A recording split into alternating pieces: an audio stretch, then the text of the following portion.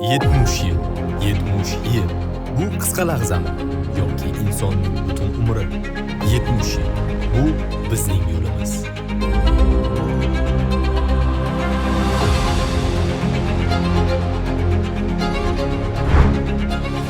Muhammad al-Xorazmiy nomidagi Toshkent axborot texnologiyalari universiteti 1955-yilda tashkil topgan kichik institutdan xalqaro e'tirof etilgan universitetgacha. Bu shunchaki yillar emas, bu avlodlar uchun qoldirilgan meros. 1955-1965-yillar institut yangi binoga ko'chdi.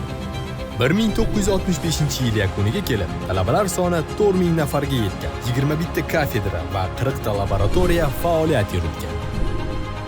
1966-1975-yillar ikki ulkan yotoqxona qurib bitkazildi.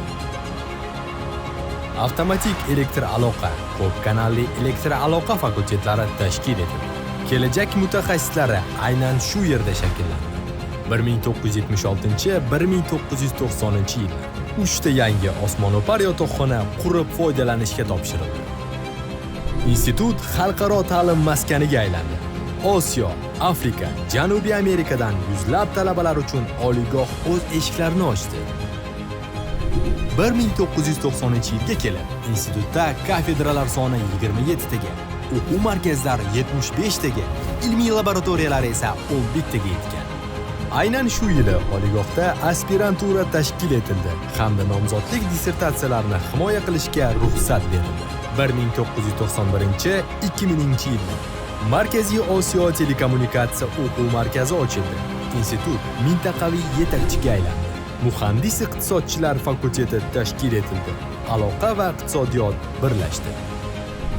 Litsey internat faoliyati yo'lga qo'yildi. Prezident farmoni bilan Toshkent elektrotexnika aloqa instituti Toshkent axborot texnologiyalari universitetiga aylantirildi. Institutga universitet maqomi berildi. TATU butun O'zbekiston bo'ylab kengaydi. Universitetning Qarshi, Nukus, Samarqand, Urganch, Farg'ona hududiy filiallari ochildi.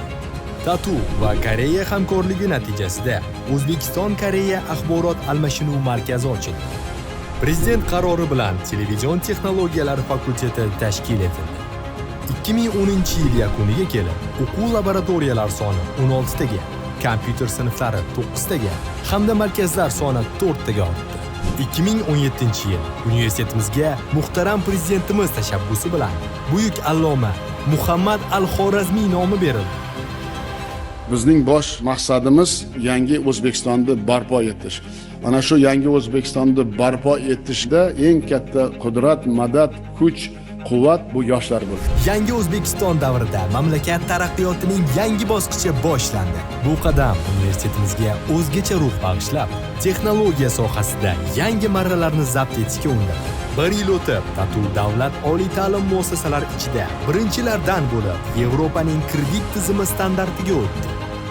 Universitetimiz va Yaponiya xalqaro hamkorlik agentligi bilan hamkorlikda o'quv media markazi ochildi. Bundan ro'pa-rosa 1 yil o'tib, Janubiy Koreyaning Koyka tashkiloti bilan hamkorlikda zamonaviy data center tashkil etildi. 2021-2025-yillar universitet 2021-yilda o'z bayrog'iga ega bo'ldi. Talaba yoshlarimizning beg'ubor qalbidagi oq rangdagi fonga TATU logotipi va yuzlab davlatlarda taqdim qilinishga ulgurgan shiorimiz aks ettirilgan. Shu muddat ichida TATU tarixida ilk bor o'z madhiyasiga ega bo'ldi. Madhiyani tinglagan talaba bugungi axborot texnologiyalari asrida davr shiddatiga monand bilim olish ishtiyoqni, o'qishga bo'lgan shijoatni his qilishi shak shubhasiz. 2021-yil eng so'nggi texnologiyalar bilan boyitilgan 1000 o'ringa mo'ljallangan 3 qavatli yangi o'quv binosi qad rostladi. Shu yilning o'zida Toshkent viloyatining Nurafshon shahrida 3,6 gektar maydonga ega TATUning 5 qavatli 1535 o'rinli hududiy filiali o'z faoliyatini boshladi. Ushbu kampus yashil energetika tamoyillari asosida qurilgan bo'lib, 11 ta ma'ruza, 20 ta seminar, 15 ta laboratoriya va bir qancha imkoniyati cheklangan talabalar uchun maxsus xonalardan iborat. TATU o'z tarixida yana bir muhim bosqichni bosib o'tdi. 2022-yil 6-may kuni talabalar va yosh tadbirkorlarning innovatsion g'oyalarini qo'llab-quvvatlash, startaplarni rivojlantirish va zamonaviy texnologiyalar asosida yangi ishlanmalar yaratish maqsadida inkubatsiya markazi tashkil etildi. Shu yilning o'zida kompyuter injiniring fakulteti uchun 2 9 qavatli 1,5 ming talabaga mo'ljallangan yangi o'quv binolari foydalanishga topshirildi. 2023-yilda oliy ta'lim muassasalari ichida birinchilar qatorida talabalar uchun sarsongarchiliklarni oldini olish, ham vaqtni, ham naqdni tejash maqsadida student ofis ochildi. U bir vaqtning o'zida yuzlab talabalarni qabul qilish imkoniyatiga ega bo'lib, talabalarga va fuqarolarga 60 dan ortiq xizmatlarni ko'rsatish bilan shug'ullanadi. Yurtboshimiz tomonidan ilgari surilayotgan yoshlarimizni nafaqat ma'nan, balki jismonan ham yetuk qilish g'oyasini qo'llab-quvvatlash maqsadida universitetda Raqamli texnologiyalar vazirligi tomonidan yangi sport majmuasi tashkil etildi. Ushbu inshootda mini futbol, bodybuilding, kurash, karate kabi 20 dan ortiq zamonaviy sport turlari bo'yicha sport mashg'ulotlari olib boriladi. Shuningdek, ko'p o'tmay oliygohimizning birinchi sport majmuasi FIFA talablariga mos ravishda qayta ta'mirlandi.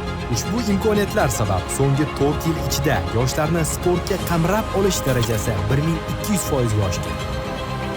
2024-yilda universitet infratuzilmasi tubdan yangilandi. Universitetimizning yuzi bo'lgan A binosi, ta'mirtalab bo'lgan B, C va D o'quv binolari mukammal tarzda qayta ta'mirlandi va eng so'nggi texnologiyalar bilan ta'minlandi. Zamonaviy axborot resurs markazi tashkil etildi. Markaz barcha zamonaviy jihozlarga ega bo'lib, 450 o'ringa mo'ljallangan o'quv xonalari, 170 o'rinli 4 ta kompyuter xonasidan iborat. RM tarkibida Silent Hall hamda talabalar uchun Cyber Club faoliyat yuritmoqda. Barcha muhandislik oliygohlari hamkor korxonalarida kafedralar ochadi va dual ta'limni yo'lga qo'yadi. Shu bois birinchi bosqichda 10 ta oliygohda oliy muhandislik maktablarini ochiladi.